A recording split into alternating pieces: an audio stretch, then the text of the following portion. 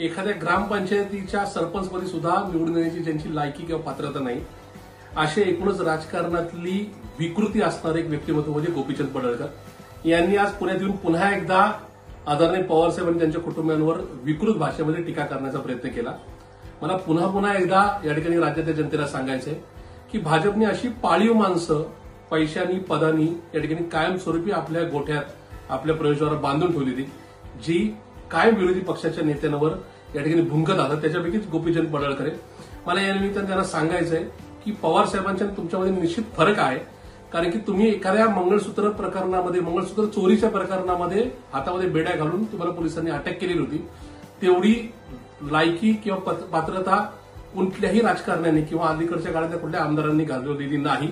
त्याच्यामुळं आपलं एकूणच मागचा इतिहास लक्षात घेऊन इथून पुढे तुम्ही जर टीका करताना तारतम्य बाळगा। आमदार म्हणून निवडून आल्यानंतर समाजाचा विकास, राज्याचा विकास कशा प्रकारे करता येईल हे मांडा।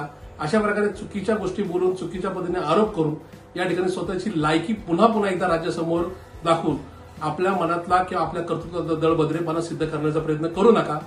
हाच माझा गोपीचंद पडळकरांना सल्ला आहे।